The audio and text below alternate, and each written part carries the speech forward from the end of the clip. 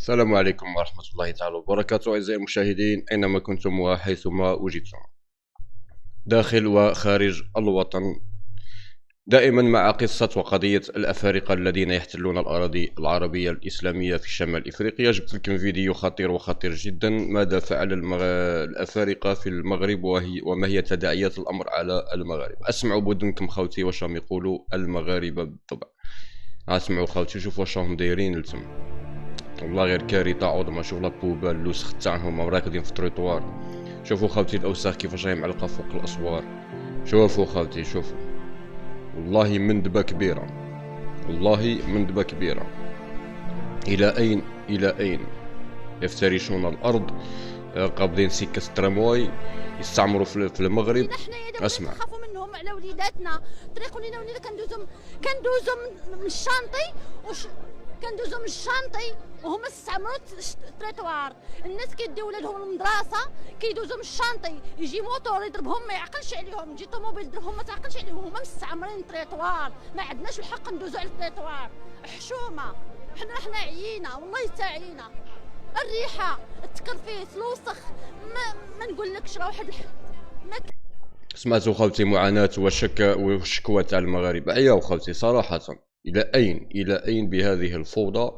ومن بعد تجي الأمم المتحدة تقول لكم أنتم عنصريين وأنتم لا تعطون اللاجئين حقوقهم وبأنكم تضطهدون الناس وكذا ومنا ومليح.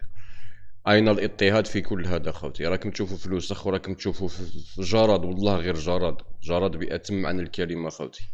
ما خلاو حتى بلاصة ما وسخوهاش وما داروش فيها العفن تاوعهم خوتي. ها شوفوا خوتي، ها معاناة الشعب كامل، معاناة المغربيين مراكا اليوم راهم يعانيوا من هذه الآفة، من هذه الظاهرة الغريبة اللي دخلت لبلادهم، دخيلة على المجتمع العربي والمجتمع الإفريقي تاعنا. ماشي هكذا خوتي، نو. شوف مرة الآخر يقول لك إفريقيا كانت للبشرة السوداء. شوفوا خوتي، كمية الفوضى اللي راهم يديروها وكمية الأوساخ وكمية الأوبئة والأمراض اللي راهم يجيبوها للوطن ويجيبوها للأوطان العربية لا تعد ولا تحصى. والله يعني ما فهمتش خوتي. انا الحاجه اللي راهي غايتني هذاك المروكي اللي يخرج في مواقع التواصل الاجتماعي ويسب الجزائر، يسب الجزائر ويتعدى على الجزائر ويكذبنا بفيديوهات تاعهم خوتي. رانا نكشفوا فيهم ويجيبوا لهم بالادله بالفيديوهات من عندهم تاع مغاربه. مغاربه خوتي، هذه هي سبراس تاع مروك مش تاع الجزائر. والله خوتي مندبه كبيره. اين هو الحل مع هادو دوك؟ المروك المخزن واش راك دير معاهم؟ المهم خوتي، هذا هو الفيديو.